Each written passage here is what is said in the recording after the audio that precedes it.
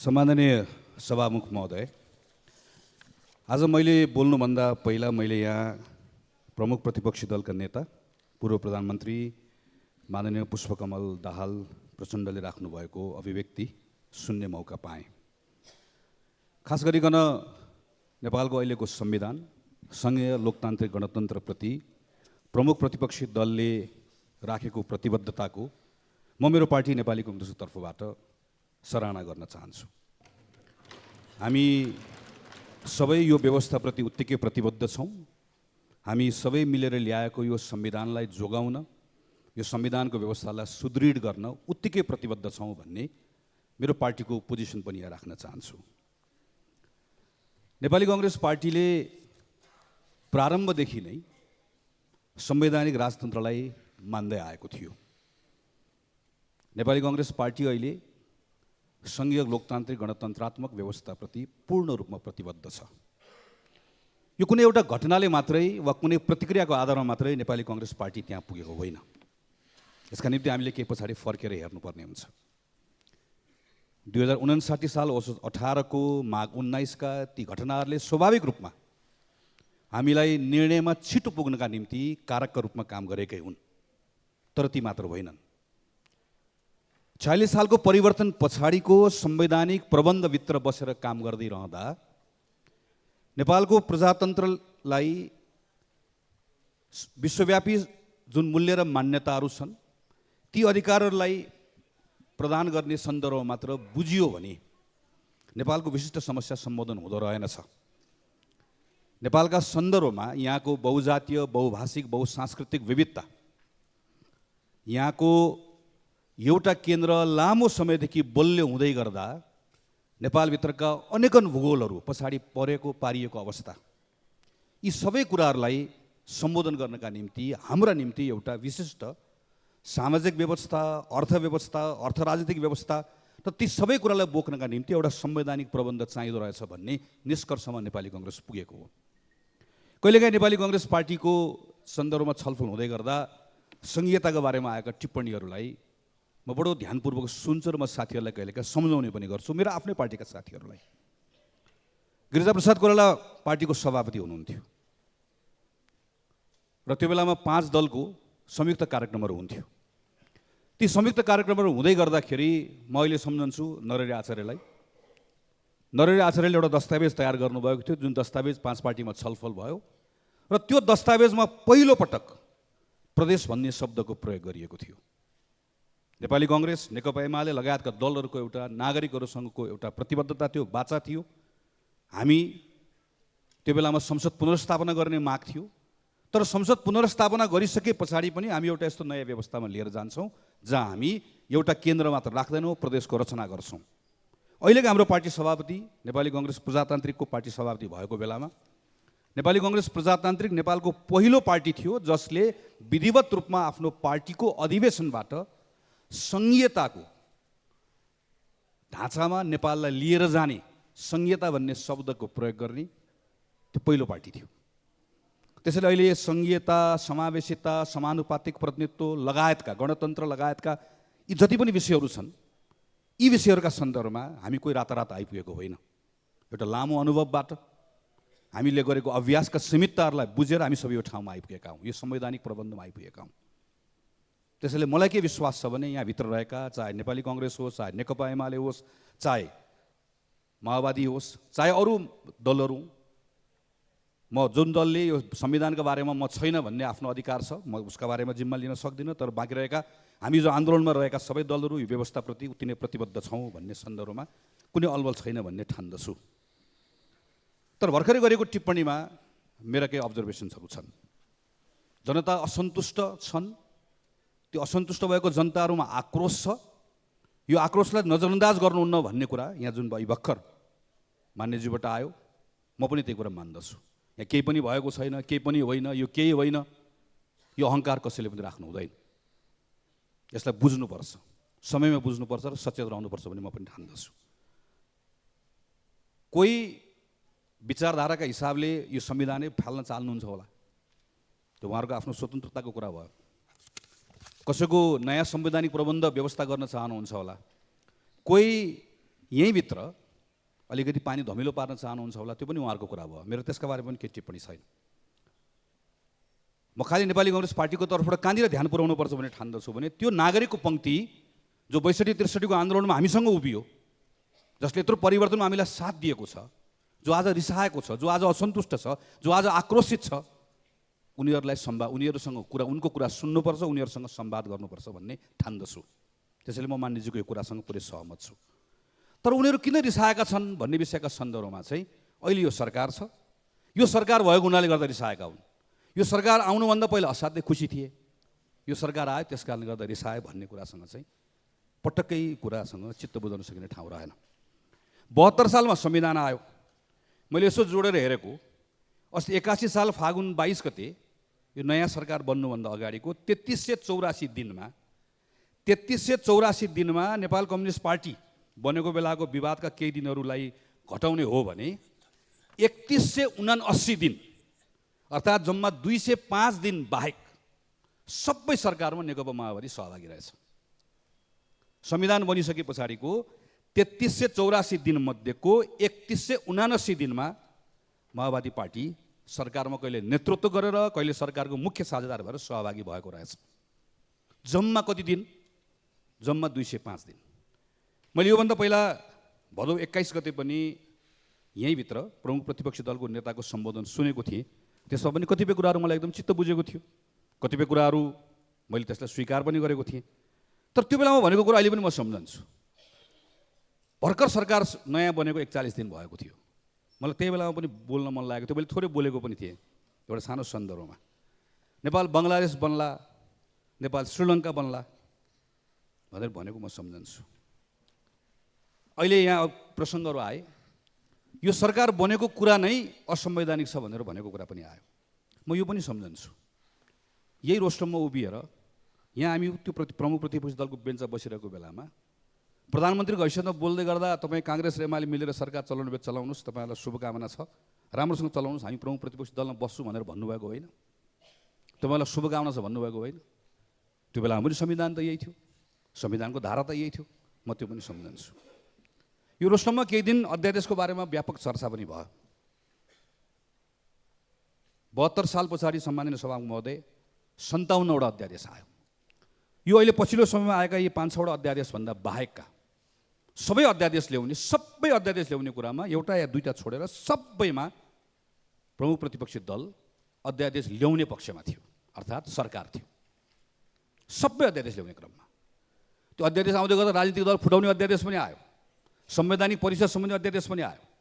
म व्यक्तिगत रूपमा के ठान्दछु भने मालाफाइड इन्टेन्सनबाट र कन्स्टिट्युसनमा फ्रड गर्ने गरिकन अध्यादेश ल्याउने कुरा भनेको त्यो संवैधानिक अधिकारको दुरुपयोग हो। त्यस कारणले गर्दा मेरो पार्टी सरकारमा भएको बेलामा जतिखेर दल फुटाउने अध्यादेश ल्याइयो वा संवैधानिक परिषद सम्बन्धी अध्यादेश ल्याइयो, मेरो आफ्नो सीमाहरू थिए, तर त्यो सीमाभित्र रहेर त्यो अध्यादेशहरू ल्याउने कुरा गलत भन्ने पोजिसन हिजो पनि थियो। आज पनि मेरो पार्टी सरकारमा भएको बेलामा यदि अध्यादेशको प्रयोग त्यो बदनियतका साथ गरिएको भए त्यसको विपक्षमै उभिनु पर्ने अवस्था हुन्थ्यो, उभिन्थ्यो पनि हामीहरू। मैले यो सन्दर्भ किन मात्र भनेको हो भने हामीहरूले देश र जनतालाई कुराहरू बताउँदै गर्दा आज जुन ठाउँमा उभिएर बताइरहेको भए तापनि हिजो भएका कुराहरूका सन्दर्भमा सबै एकातिर पन्छाउँदै गर्दा वा सबै कुरा गलत हो भनेर भन्दै गर्दा त्यसले दिने इम्प्रेसन चाहिँ के हुन्छ, त्यसले दिने सन्देश चाहिँ के हुन्छ? मैले अस्ति पनि सुने, यहाँ एकदमै धेरै अहिले सरकारको पुँजीगत खर्चको बारेमा चर्चा भएको छ। एकदमै ठिक हो, पुँजीगत खर्च एकदमै कम छ, एकदमै सुधार गर्नुपर्ने छ। तर एउटा अर्को प्रसङ्ग हेरौँ त, पुँजीगत खर्च अहिले सरकारको सम्बन्धन नगर्ने मन्त्रालय भनेको, जोसँग सबभन्दा बढी गर्नुपर्ने उसले नगर्दै गर्दा समस्या आउने भनेको भौतिक मन्त्रालय हो, शहरी विकास मन्त्रालय हो। 80 पौष 3 मा मान्यजी नै प्रधानमन्त्री भएको बेलामा विकास कार्यक्रम आयोजनाको मापदण्ड संशोधन भयो। 3 करोडभन्दा कमको आयोजनाहरू एउटा पनि सङ्घले नगर्ने भनेर भनियो। अहिलेको सरकार जसले अहिलेको बजेट कार्यान्वयन गर्दैछ 79 वटा योजना त 1 लाखभन्दा मुनिका योजनाहरू छन् सङ्घको, 626 वटा योजना 5 लाखको दरको योजनाहरू छन्। त्यो योजनाहरू रातो किताबमा राख्दै गर्दा को प्रधानमन्त्री हुनुहुन्थ्यो, को अर्थमन्त्री हुनुहुन्थ्यो, जुन अहिले योजनाको कार्यान्वयन गर्नुपर्ने थियो। दुधको किसानहरूले आन्दोलन गरेको तिनलाई समेटेर तत्कालीन सरकार, हामी पनि सरकारमा सहभागी थियौँ, भेट्न गएको मलाई याद छ। शिक्षकको आन्दोलन माइतीघर मण्डलामा गरेको सम्बोधनको कुरा याद छ। मिटरबाजीको आन्दोलनकारीलाई गर्न भेट्न गएको याद छ।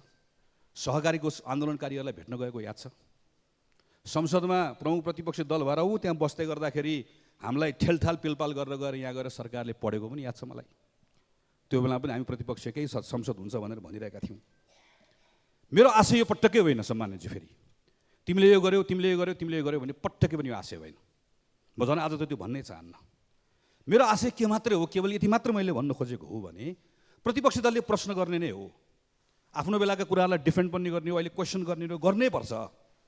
तर यसरी पनि नगरौँ कि जसले गर्दाखेरि हामी बाहिर आएको बेलामा हामी पनि गर्छौँ। त्यो हेर्नुहोस्, हामी सबै त्यही गरिरहेका छौँ। हामीले समस्यालाई यसरी बढाइ चढाइ प्रस्तुत गर्छौँ कि यो समस्या होइन, यो क्राइसिस हो। गयो गयो, डुब्यो, सकियो, भत्क्यो। म हुँदा ठिक थियो, म नहुँदा बर्बाद हो। अनि हामीलाई के लाग्छ भने अर्कोले त्यो पत्याइदिरहेको छ भन्ने लाग्छ। अर्कोले कोही हुँदा पनि ठिक थिएन, कोही हुँदा पनि ठिक छैन भन्ने भयो नि त। अब त सबैले बिस्तारै बिस्तारै त्यही हुने भन्ने कुरा भयो। हामी सबै त्यस्तै छौँ, हामी सबैले गल्ती गरेका। म अस्ति यहीँको छलफल हेरिरहेको छु। अस्ति मङ्सिर 6 गते BB- क्रेडिट रेटिङ भयो। क्रेडिट रेटिङ भएपछि हामीले हतार हामी सरकार सत्ता पक्षले हामीले गऱ्यौँ भनेर भन्यौँ। 75-76 सालमा सुरु भएको, अहिलेकै मान्यज्यू सायद अर्थमन्त्री भएको बेलामा सुरु भएको जस्तो लाग्छ मलाई, त्यही बेलातिर सुरु भयो। बिचमा रोकियो। पूर्व अर्थमन्त्री मान्य वर्षमान पुन हुँदै गर्दाखेरि त्यसलाई तदारकका साथ अगाडि बढाउनु भयो। अस्ति हामीले प्राप्त गऱ्यौँ। यसमा सबै सरकारले काम गर्यो र सरकारले काम गरेर मात्र हुने कुरा होइन, बाँकी रहेका निकायहरूले पनि काम गरे। हामी क्रेडिट रेटिङ हाम्रो पालामा भएको, हाम्रो कारणले गर्दा भएको भनेर भन्न थालिसकेपछि त अर्कोले आएर फेरि ग्रेड लिस्ट तिम्रो कारणले गर्दा मात्र भएको भनिदिइहाल्छन् त। 2010 देखि 2024 सम्मका प्रत्येक सरकार हामी काम गर्ने कुरामा चुकेको हुनाले गर्दा आज हामी ग्रेड लिस्टमा पऱ्यौँ। अब सबै मिलेर ग्रेड लिस्टबाट बाहिर निस्कनु पर्ने छ। तर क्रेडिट रेटिङ हाम्रो कारणले गर्दा मात्रै भएको भन्न थाल्यौँ भनेदेखि भने अर्कोले आएर ग्रेड लिस्ट, हाम्रो संसदको बस त्यस्तो हुने भयो, तिम्रो कारणले गर्दा ग्रेड लिस्टमा गयो भनेर भनिदिनु भयो, सबले ताली बजाउने भयो। अब हामीले चाहिँ हेर्नुहोस् त ल, यो सिद्धबाबाको सुरुङ मार्ग अहिलेकै प्रधानमन्त्री सम्मानीय प्रधानमन्त्री भएको बेलामा उहाँले नै केही सोचबाट सुरु भयो, अगाडि पनि बढ्यो। तर ठेक्का लाग्ने 2 वर्ष लाग्यो। ठेक्का लागिसके पछाडि चाहिँ फेरि कोभिड आयो, त्यसपछि गएर सरकार नयाँ बन्यो। प्रत्येक सरकारले बडो तदारकका साथ यसमा काम गरे। यसमा भएको कम्पनीले धन्यवाद दिनुपर्छ, यसका त्यो क्षेत्रका मान्यज्यू सबैलाई धन्यवाद दिनुपर्छ। खास गरी सबै सरकारले यसमा काम गरे। तर अब अहिले हामी सरकारमा छौँ, हामी सरकारमा भएको कारणले गर्दा सुरुङको ब्रेक थ्रु चाहिँ हाम्रो कारणले गर्दा भएको भनेर हामीले भन्न थाल्यौँ भनेदेखि भने चाहिँ अब मान्यज्यूहरूकोमा हुलाकी राजमार्गमा अहिले अभियान चलिरहेको छ। हुलाकी राजमार्गमा अभियान चल्दै गर्दा हुलाकी राजमार्गमा कुनै पुल 10 वर्षदेखि बनेको छैन, कुनै बाटो 12 वर्षदेखि बनेको छैन। तर अब के भन्ने आउँछ भने सुरुङ तिम्रो कारणले गर्दा बनेको हो भने हुलाकी राजमार्ग पनि तिम्रो कारणले गर्दा नबनेको भन्ने कुरा आउँछ। हुलाकी राजमार्गमा म पोहोर साल म पनि गएको अभियानमा, म पनि पूर्वदेखि पश्चिमसम्म हिँडेको। सरकारसँग हुलाकी राजमार्गमा बसेका मान्छे यसपालि मात्र होइन, मान्यज्यू सम्मान्य सभामुख महोदय अघिल्लो साल पनि मान्यज्यू नै प्रधानमन्त्री हुँदै गर्दा पनि भयानक रिसाएका थिए। 12 वर्ष पुल बनेको छैन, पुल बनिने साथ भाँसिएको छ। सारा खेत उहाँ चाहिँ निलगाईले काहीँ उहाँ काहीँ छोडेको चौपायाले खेत बारी नष्ट भएको छ। पुलको समस्या छ, बाटोको समस्या छ, यति धेरै कुराहरू छ। र त्यहाँ सानसाना सिँचाइका आयोजनाहरू 2 करोड 5 करोड 10 करोड गरिदिनु पर्ने आयोजनाहरू बनेका छैनन्। ती सबै कुराहरूबाट रिसाएका छन्। हिजो पनि रिसाएका थिए, आज पनि रिसाएका छन्। मैले केवल यति मात्र आग्रह गर्न खोजेको, फेरि पनि आग्रह गर्छु सम्माननीय सभामुख महोदय मार्फत कि हामीहरू चाहे हामी सरकार पक्ष हौँ, नेपाली कङ्ग्रेस, नेकपा एमाले, माओवादी, हामी जति पनि छौँ वा प्रतिपक्ष माओवादी केन्द्र होस्, हाम्रो अवस्था कस्तो भइसक्यो भने कहिलेकाहीँ त्यहाँ बसेर एकजना सम्मानजीले बोल्दै गर्दा, अहिलेका सम्मानजीले वा पूर्व सम्मानजीले बोल्दै गर्दाखेरि कतिखेर ताली बजाउने हो, कतिखेर ताली नबजाउने झुकिसक्यो हामीहरू। मेरो सरकारको पालामा भन्दै गर्दाखेरि चाहिँ हामीले बजाउने कि नबजाउने त्यो हिसाब गर्नुपर्ने हुन्छ। त्यो बेलामा म सरकारमा थिएँ कि थिएन भनेर। यो हामी प्रतिपक्षमा भएको यस्तो गऱ्यो भनेको बेलामा चाहिँ ताली बजायो भने हामीलाई गाली पो गरे हो कि कन्फ्युज हुन्छ हामी यति धेरै अदला बदली गरिसक्यौँ। यहाँ फेरि अहिले पर बस्ने दलहरू पनि धेरै फरक हुनुहुन्न, उहाँहरू पनि कहिले यता कहिले उता भएको सबै मिसिएकै छौँ हामीहरू।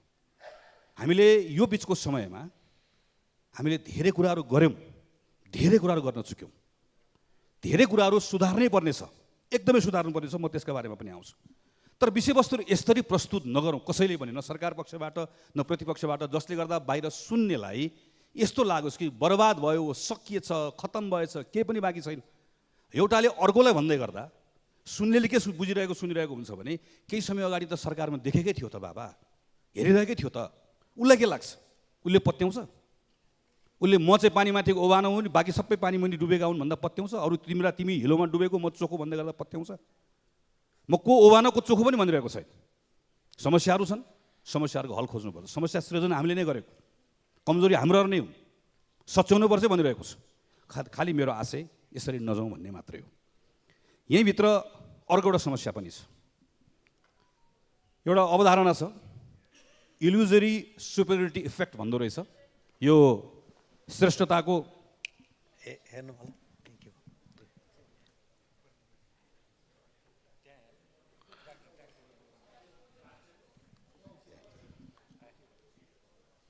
यो आफू श्रेष्ठ छु भन्ने एउटा भ्रामक, त्यो भ्रामक श्रेष्ठताको आफूलाई त्यो महसुस हुनु, यस्तो हुँदै गर्दा यसको एउटा संज्ञानात्मक पूर्वाग्रह हुँदो रहेछ, कग्निटिभ बायस। यो कग्निटिभ बायस खास गरिकन अझ राजनीतिक व्यक्तिमा वा समूहमा आयो भने कस्तो लाग्दो रहेछ भने, मभन्दा असल कोही पनि छैन, मभन्दा जानेको कोही पनि छैन, मभन्दा बौद्धिक कोही पनि छैन, मभन्दा नैतिक कोही पनि छैन, मभन्दा ज्ञानी कोही पनि छैन, मभन्दा असल कोही पनि छैन।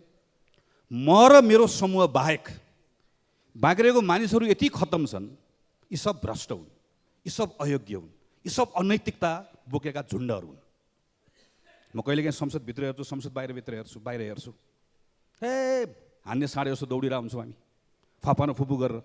र भन्दै गर्दा जम्मा एउटा कुरा हुन्छ, यतातिर फर्केर त भ्रष्ट, त खत्तम, त अयोग्य, तेरो सबै परिवार, तेरा पार्टी, तेरा सबै कुरा अयोग्य, म नैतिक, म असल, मैले जति जानेको कसैले छैन, सबै कुरा मलाई थाहा छ। यो पनि समस्या हो। यसले के गर्छ, यसले पनि अहिले मैले भनेको बाहिर जुन भावना बनिरहेको छ, यसले पनि त्यतैतिर बल पुऱ्याउँछ। किन बल पुऱ्याउँछ भने यसरी चर्को हुँदै जाँदै गर्दा, यो सबैलाई डिसमिस गर्न खोज्दै गर्दाखेरि आफू पनि सँगसँगै डिसमिस भइरहेको भइन्छ है हामी। अस्ति यहाँ एउटा चर्चा भयो, बदेल र उसलाई मात्र किन, देश बिगार्नेलाई पनि ठोक्ने बन्दुक चाहिन्छ। खतरै कुरा भने जस्तो लाग्यो होला। त्योभन्दा खतरा अर्कोले भनिदिन्छ नि त, सिंहदरबार जलाइदिनुपर्छ भनेर। त्यो पो ठिक हो कि भन्ने लाग्छ। त्यो सिंहदरबार जलाइदिनुपर्छ भनेर भनेको खतरा लाग्छ भनेको बेलामा त्योभन्दा खतरा अर्कोले भनिदिन्छ कि व्यवस्था पल्टाइदिनुपर्छ, सडकमा आयो त। व्यवस्था पल्टाइदिनुपर्छ भनेर खतरा लागिरहेको बेलामा अर्को खतरा निस्किसक्नु, उहाँले के भनिसक्नुभयो भने तिमीहरू त देखेर मात्र आएका हो भिडमा, खास गरेको त मैले हो, अस्तिसम्म सिग्नेचर गरेको थियो, चुनाव लडाएको थियो, सांसद भएको थियो, भत्ता खाथ्यो, गरेको त मैले, मेरै पछि त आएको नि भने आज अन्तर्वार्ता पढिरहेको थिएँ। कोभन्दा को खतरा भन्ने प्रतिस्पर्धा त चलिहाल्छ नि। अब दलै खोलेर बसेकोलाई त दल अर्कोले त भन्ने नै भयो। यसले पनि समस्या गरे सामान्य सभामुख महोदय। किनभने यो विषयका सन्दर्भमा हामी जसरी छलफल गरिरहेका छौँ, बहस गरिरहेका छौँ, हाम्रो छलफल बहसको प्रभाव यहाँभित्र मात्र सीमित छैन। म भर्खर पूर्वी पहाडमा पनि गएर आएँ, पश्चिमका पहाडहरूमा गएँ, मधेसमा गएर आएँ। म गएका कार्यक्रमहरूमा, पार्टीको कार्यक्रमहरूमा देखिने गरी कार्यक्रमहरूमा देखिन्छौँ, सहभागी हुन्छौँ। तर म साँझ बिहान समय बिताएको छु, बसेको छु, त्यहाँका मानिसहरूसँग अन्तर्क्रिया गरेको छु, फरक पार्टीका साथीहरूसँग भेट्ने कोसिस गरेको छु, मानिसहरूको कुरा सुन्ने कोसिस गरेको छु। त्यसको आधारमा मैले गरेको अवलोकन हो यो। हामी सबैलाई उनीहरू एउटै डालोमा हालिरहेका छन्, कसैलाई छुट्याइरहेका छैन। र हामी हाम्रो आफ्ना कुरा गर्ने तरिकाहरूबाट हामी झन्झन आफैलाई दलदलमा फसाइरहेका छौँ। जो संविधान नमान्ने हो, जसले यो व्यवस्था मान्दिनँ भनेर भन्छ, मेरो उसको बारेमा केही भन्नु छैन। यो संवैधानिक प्रबन्धलाई बदलौँ भनेर भनेको कुरा यो व्यवस्था मान्दिनँ भनेकै भयो। हिजो योभन्दा अगाडिको संविधान हुँदै गर्दा यो संविधान अब बदल्नुपर्छ, यो संविधान मान्दिनँ भनेर मैले बोल्दै गर्दाखेरि म राजुरोको मुद्दा बोकेको मानिस हुँ। म जस्तै थुप्रै हुनुहुन्छ। यो लोकतान्त्रिक गणतन्त्रात्मक व्यवस्था हो, यसको ब्युटी नै यही हो। यसमा यो व्यवस्था मान्दिनँ भन्न पनि पाइयो, यो व्यवस्थामाथि प्रश्न गर्न पनि पाइयो, घृणा, राष्ट्रद्रोह, हाम्रो आफ्नो संविधानका सीमाहरू छन्, ती सीमाहरूभित्र बसेर आफ्नो आइडियाको कुरा गर्न पाइयो। जुन कुरा हिजो हामीले गर्न पाएन, जुन कुरा बोल्दै गर्दा भन्दै गर्दा हामीले त्यो मुद्दाहरू खेप्यौँ। मेरो यसका बारेमा के पनि टिप्पणी छैन। मेरो खालि केमा मात्र हो भने जो हामी संविधानका पक्षधर छौँ, हामी संविधानका पक्षधरहरू, हाम्रा बिचमा समझदारी भनेको हाम्रा बिचमा हुन आवश्यक छ। हामी सरकार पक्ष छौँ, प्रतिपक्ष छौँ, यो बदलिरहेको छ। अहिलेको सरकार पक्ष भोलि प्रतिपक्ष हुन्छ, अहिलेको प्रतिपक्ष भोलि सरकार पक्ष हुन्छ। प्रतिपक्षको आफ्नो भूमिका छ, सरकारको आफ्नो भूमिका छ, हाम्रो आफ्नो भूमिकाहरू पनि निर्वाह गरौँ। तर आफ्नो आफ्नो भूमिकाहरू निर्वाह गरिरहँदै गर्दा संविधानका बारेका हाम्रा आफ्ना साझा कमिटमेन्टबाट हाम्रा बिचका न्यूनतम समझदारीलाई हामीले कायम राख्नुपर्छ। हामी अहिले संविधानमा केही कुराहरू बदलौँ भनिरहेका छौँ। संविधानमा केही कुरा बदलौँ भन्दै गर्दा के हामी संहिता बदल्छौँ, के हामी समावेशिता बदल्छौँ, कि हामी यसभित्र भएको बहुजातीय बहुभाषिक बहुसांस्कृतिक विशेषता युक्त जुन नेपाली समाज छ त्यसको प्रतिनिधित्व गर्ने जुन खालका हामीले प्रबन्धहरू गरेका छौँ, हाम्रा संस्थाहरू बनाएका छौँ, कुरा बदल्छौँ बदल्दैनौँ। तर हामीलाई केही कुरा त बदल्नु पर्नेछ। हामी निर्वाचन प्रणालीमा केही कुरा बदल्न चाहन्छौँ, हाम्रो समावेशिता समानुपातिक प्रतिनिधित्वलाई कायम राखेर। हाम्रो संहिताको ढाँचामा हामी यसलाई अझै कामकाजी बनाउन चाहन्छौँ। हाम्रो सरकारी खर्च असाध्यै महँगो भयो, यत्रो धेरै जनप्रतिनिधि किन चाहियो, यसको सङ्ख्या घटाउन चाहन्छौँ हामी। यस्ता थुप्रै प्रबन्धहरू छन् जुन प्रबन्धहरू हामी बसेर सल्लाह गरेर गर्न सक्छौँ। हामीले यति मात्र भनिरहेको त हो नि, हामी पहिला नेपाली कङ्ग्रेस पार्टीभित्र छलफल गर्छौँ, किनकि हाम्रै पार्टीभित्र भिन्न भिन्न मतहरू छ। त्यो भिन्न भिन्न मतहरूमध्ये एउटा मत हामीले बनाएका छौँ, यति कुरा गर्न सकिन्छ भनेर। सरकारमा सँगै नेकपा एमालेसँग छौँ, पहिला नेकपा एमालेसँग कुराकानी गर्छौँ, उहाँहरू हाम्रो बिचमा सबै कुरा मिल्छ भन्ने छैन। संविधानका सन्दर्भमा हाम्रा साझा कुराहरू के छन् त्यो हामी पहिलाउँछौँ। हामी साझा कुरा यो हो कि संविधानका फन्डामेन्टल कुरा चलाउनु हुँदैन, यो संविधानलाई अझै कामकाजी बनाउनुपर्छ, अझै सार्थक बनाउनुपर्छ। यो 10 वर्षको 8 वर्षको अनुभवबाट हामीले सिकेको कुराहरूबाट संविधानले जुन उद्देश्य पूर्ति गर्नका निम्ति जे कुराहरू लेखेको छ त्यसभित्र केही सकारात्मक सोचका साथ त्यही कुरा बदल्न सकिन्छ, बदल्नुपर्छ। यो कुरामा हाम्रो कुरा मिल्छ। त्यसो बदल्ने भनेको कुराहरू के हुन्, हामी यहाँ कुरा गर्न चाहन्छौँ। हामी यो कुरा गरिसकेपछि निश्चित रूपमा सबभन्दा पहिला हामी कोसँग कुरा गर्न चाहन्छौँ, हामी माओवादीसँग कुरा गर्न चाहन्छौँ। हामी यसको पार्टनर हो, हामीले सँगै बसेर बनाएको। हामी त्यो कुराकानी गरिसकेपछि अरू बाँकी रहेका मधेस केन्द्रित दलहरू छ, हामी उहाँहरूसँगै बसेर कुराकानी गर्छौँ। नयाँ आउनुभएको दलहरू हुनुहुन्छ, उहाँहरूसँग बसेर कुराकानी गर्छौँ, कुराकानी गरौँ। त्यसबाट हाम्रो समझदारीबाट हामी कुन कुन कुराहरू बदल्न सक्छौँ ती कुराहरू हामीले बदल्ने हो। यी केही कुराहरूलाई हामी सकारात्मक ढङ्गले लिएर जान सक्दैनौँ। हामी संविधानकै बहसमाथि पनि तल तल तल तहमा अहिले म जाँदै गर्दा कसरी बहस गरेका छौँ। हामी एउटाले संविधान हाम्रै बिचमा है, संविधान नमान्ने त धेरै परको कुरा भइहाल्यो, हाम्रै बिचमा एकअर्कालाई प्रश्न गर्दै हामीले कस्तो बनाइदिएका छौँ। म चाहिँ सङ्घीयता समानुपातिक समावेशिता यो कुरा जोगाउने पक्षमा छु, अर्को पार्टीहरूलाई बाँड्ने पक्षमा छ। तल के भएको छ, तल प्रदेशहरूका सन्दर्भमा हामीले प्रदेशहरूलाई कामकाजी बनाउन नसकेको सङ्घको कारणले गर्दा हामीले अधिकार नदिएर मुठी कसेर हामीले एकअर्कालाई दोष लाएर के गर्ने। हामी सबै पालो पालो सरकारमा बसेको, हामी कसैले बनाएनौँ संहिता सम्बन्धी कानुन, दर्जनौँ कानुनहरू हामीले बनाउनु पर्ने थियो। हामीले अहिले पार्लियामेन्टकै रेकर्ड हामीले पल्टाएर हेऱ्यौँ भने हामी देख्न सक्छौँ नि, हामी सबैले यसमा जति काम गर्नुपर्ने गरेनौँ। त्यसको कारणले गर्दा प्रदेशले ठिक ढङ्गले काम गर्न सकेन। प्रदेशले ठिक ढङ्गले काम गर्न नसकेको कारणले गर्दा प्रदेशमाथि प्रश्न आयो। प्रदेशमाथि प्रश्न आउँदै गर्दा त्यसको प्रयोग संविधान चाहिँदैन, व्यवस्था चाहिँदैन भन्ने स्वाभाविक रूपमा गर्ने अवस्था बन्यो। हामीले एकअर्कालाई दोष लाएर भन्दा पनि हामीले अहिले छलफल गरेर संवाद गरेर हामीले बनाएको यो प्रादेशिक व्यवस्थामा प्रदेशलाई कामकाजी कसरी बनाउने, यसलाई संविधानसँग केही कुरा जोड्नुपर्ने होला, कानुनसँग केही कुरा जोड्नुपर्ने होला, यी विषयहरूमा हाम्रा बिचमा थप छलफलको आवश्यकता छ भन्ने लाग्छ। हो, यो भनिरहँदै गर्दा हाम्रा पार्टीहरूका बिचका यी समझदारी आवश्यक छन्। तर सँगसँगै हामी सरकार पक्ष छौँ, हामी प्रतिपक्ष छौँ। प्रतिपक्षले अपोजिसनको ठाउँबाट खास गरिकन यहाँ अहिले भ्रष्टाचारका विषयमा कुशासनका विषयमा उठाएका कुराहरूका सन्दर्भमा यी कुराहरू उठी पनि राख्नुपर्छ। जहाँ गलत भएको छ ती प्रश्नहरू यस्तो अझै धारिलो प्रश्नहरू यहाँभित्र आउनै पर्छ। यसैले सच्याउँछ, यसैले सरकारलाई सचेत पनि गराउँछ, भएका गल्ती कमजोरीहरूलाई सुध्रनका निम्ति बाध्य पनि बनाउँछ। हिजो हामी अपोजिसनमा बस्दा त्यही कुरा गरेको, आज हामी सत्तापक्ष हुँदै गर्दा सरकारका जुन ठाउँ बसेर सरकार सञ्चालन हुन्छ त्यो ठाउँमा हामी त्यही नै गरिरहेका छौँ, कोही चुकेका छैन। प्रतिपक्षको बेन्चबाट गर्ने कुरा यी कुराहरू हुनुपर्छ, यसलाई म स्वागत गर्छु। तर सँगसँगै कतिपय कुराहरूका सन्दर्भमा त फेरि पार्टनरसिपको कुरा पनि होला। कतिपय कुराहरू कतिपय विधेयकहरू यही संसदभित्र बसेर यही सरकारले ल्याएका विधेयकहरू जस्ताका तस्तै सरकारका विधेयकहरू पारित हुने हो भने त समितिमा गएर सबैभन्दा बढी संशोधन हाल्ने सांसदहरू हामीहरू बनेर सरकारले ल्याएका विधेयकहरूमा यत्रो संशोधन हालेर यसलाई सुधार गर्नुपर्ने कुरा किन हुन्थ्यो होला। त्यसैले सरकारले ल्याएका कतिपय विधेयकहरूका सन्दर्भमा कानुन निर्माण गर्ने कुराका सन्दर्भमा चाहे त्यो सामाजिक सञ्जाल सम्बन्धी कानुन होला, चाहे पछि आउने भूमिको कानुन होला, यस्ता कतिपय कानुनहरूमा त हामीसँगै फेरि साझेदारी गर्ने होला नि त, सँगसँगै बसेर यसलाई सच्याउनु पर्ने कुराहरू होलान्। यी कुराहरूका सङ्गमा म सँगसँगै कामहरूमा आग्रह गर्न चाहन्छु।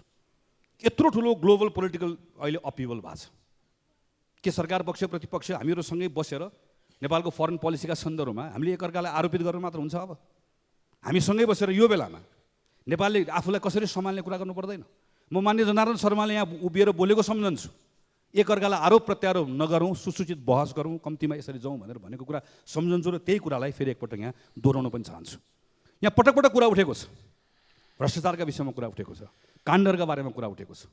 म आज नेपाली कङ्ग्रेसको तर्फबाट आग्रह गरेर भन्न चाहन्छु, सम्माननीय सभामुख महोदय मार्फतबाट भन्न चाहन्छु, ती के कुराहरू हुन्, कुन कुन विषयहरू हुन्?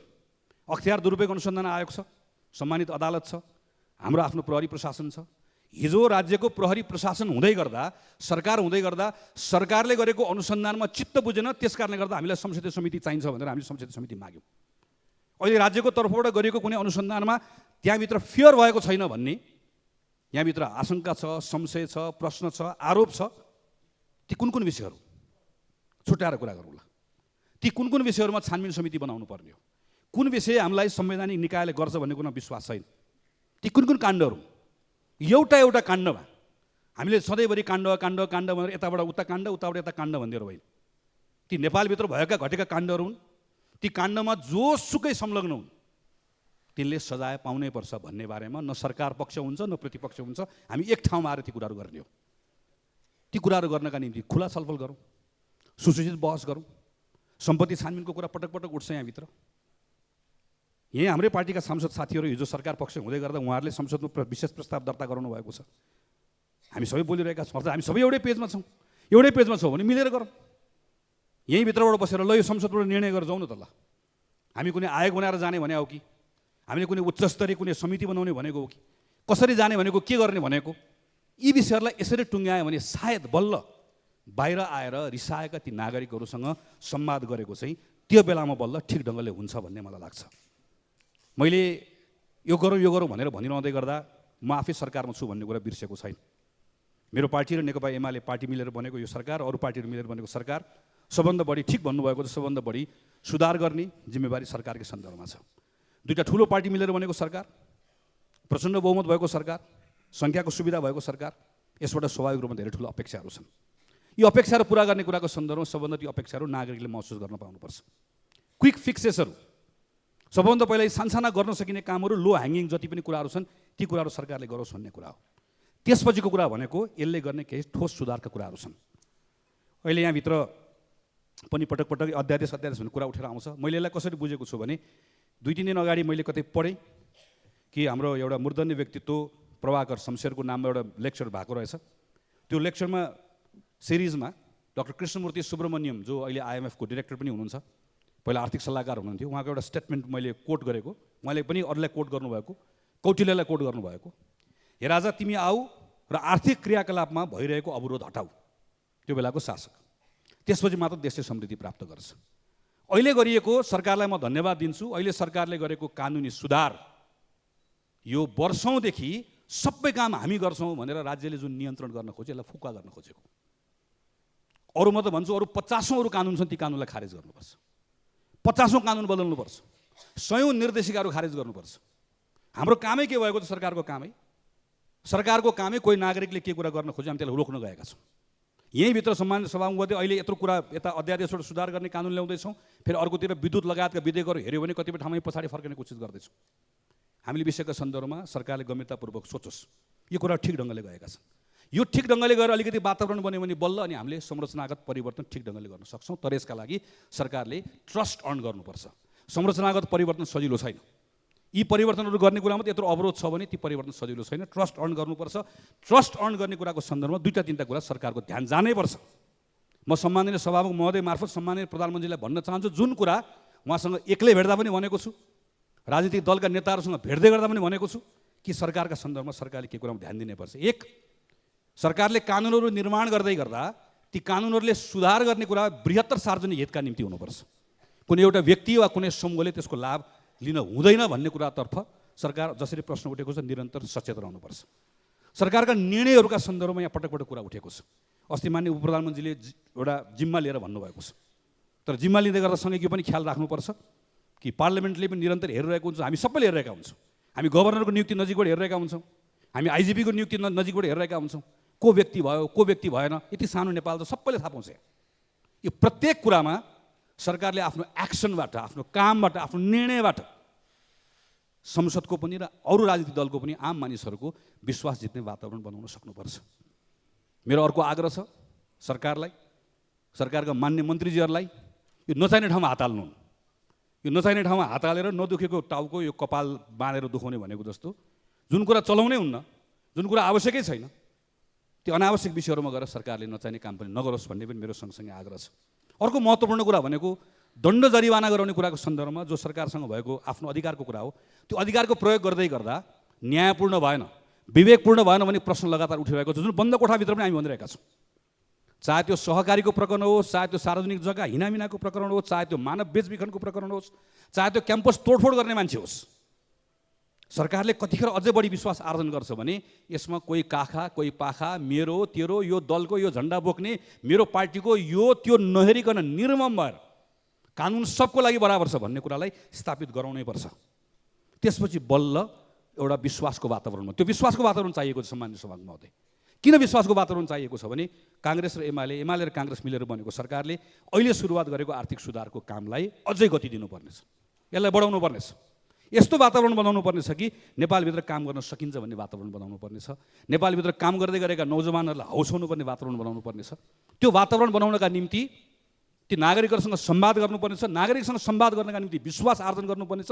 विश्वास आर्जन गर्नका निम्ति आज उठेका यी प्रश्नहरूलाई सम्बोधन गर्नै पर्छ। यी प्रश्नमा काहीँ गल्ती चुकेको अवस्था बनेको छ भने त्यसलाई सच्याउनै पर्छ। यसबाट भागेर पनि हुन्न, यसलाई ढाकेर पनि हुन्न। सम्माननीय सभामुख महोदय, मेरा भनाइहरू टुङ्ग्याउने क्रममा म एउटा दुईवटा कुरा आग्रह गरेर टुङ्ग्याउँछु। मलाई पुरानो व्यवस्था चाहिन्छ भन्ने स्वतन्त्रता मैले अहिले पनि भने, यसको प्रयोग होस्, केही छैन। म स्पेनमा देख्छु नट माई किङ भन्ने मुभमेन्ट चलिरहेको छ, बेलायतमा नट माई किङ भन्ने मुभमेन्ट चलिरहेको छ। मोनार्की भएको देशमा मोनार्की चाहिँदैन, मोनार्की नभएको देशमा, अघि फ्रान्सको कुरा भन्नुभयो मान्यजीले, वर्षौँ पछाडि चलिरहेको हुन्छ। यतातिर योभन्दा बढी मेरो टिप्पणी केही पनि छैन।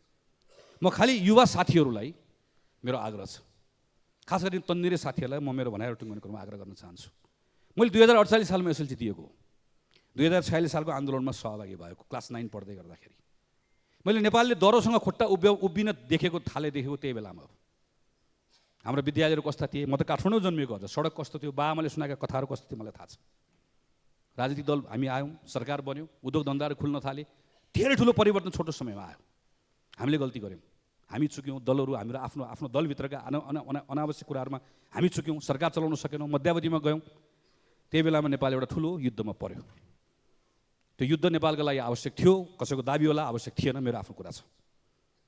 तर जे होस्, एउटा यस्तो परिस्थिति आयो कि म 22-23 वर्षको उमेरमा क्याम्पस पढ्न पुग्दै गर्दाखेरि यस्तो अवस्था आयो कि त्यो बेलामा नेपालभित्र एक ठाउँबाट अर्को ठाउँ जानको लागि भिजा चाहिन्थ्यो। कहीँ जान पाइन्छ कि पाइँदैन थाहा थिएन। एउटा यस्तो अलि पछाडि यस्तो अवस्था आयो कि नेपाललाई स्वर्ग बनाउँछु भनेर शासन सत्ता हातमा लिइसके पछाडि म यसो तन्नेरी साथीहरूलाई यसो सम्झाउनु, म आफ्नो बेलाको सम्झेर भन्न चाहन्छु। रातारात हामी कुरा गर्दा गर्दा हाम्रो फोन गयो, हाम्रो इन्टरनेट गयो, सडकमा हिँड्दा हिँड्दै हामीलाई उठाएर लिएर जाने भइयो, हामी थुनिने भइयो। यो सबै कुराहरू हामीहरू अनुभव गरेर आयौँ। हाम्रा कति साथीका बाहरू मारिए, कति साथीका आमाहरू मारिए, अहिले पनि हामी सँगसँगै छन्, यता पनि छन् उता पनि छन्। हामी ठुलो युद्धबाट बाहिर निस्केर आएको। म तन्देरी साथीहरूलाई भन्न चाहन्छु, पार्लियामेन्टबाट अहिलेको जस्तो इलाम घुम्न जाउँ, पोखरा घुम्न जाउँ, यहाँ ट्रेक जाउँ, यहाँ यो गरौँ, यहाँ त्यो गरौँ भन्ने हाम्रो पालामा तपाईँहरूको उमेर हुँदै गर्दा हामी सोच्न पनि सक्दैनौँ। किनकि प्रत्येक दिन मानिस मारिएको समाचार सुनेर उठ्नका निम्ति हामी अभिशप्त भएका थियौँ। यसको अर्थ त्यो बेलाको जुन अवस्था छ त्योसँग तुलना गरेर जे भइरहेको छ ठिक भइरहेको छ भन्ने होइन। मेरो अनुभवको आधारमा म अपिल गर्दैछु, 50 देखि 60 सम्मको 10 वर्ष युद्ध हिंसा यही समयमा गयो हाम्रो। 60 देखि 70 सम्मको 10 वर्ष यही संसदमा हामी बस्यौँ, उभियौँ, राजनीतिक सङ्क्रमणको व्यवस्थापनमा गयो। 70 देखि 80 सम्मको 10 वर्ष यो संविधान कार्यान्वयनमा गयो। बल्ल हामी बिस्तार हाम्रो लोकल गभर्मेन्टहरू आएका छन्, प्रोभिन्सियल गभर्मेन्ट आएका छन्, बल्ल हामी सुरुवात गर्दैछौँ। अब यो 80 देखि 90 को 10 वर्ष सरकारमा को रहला को नरहला छोडिदिउँ।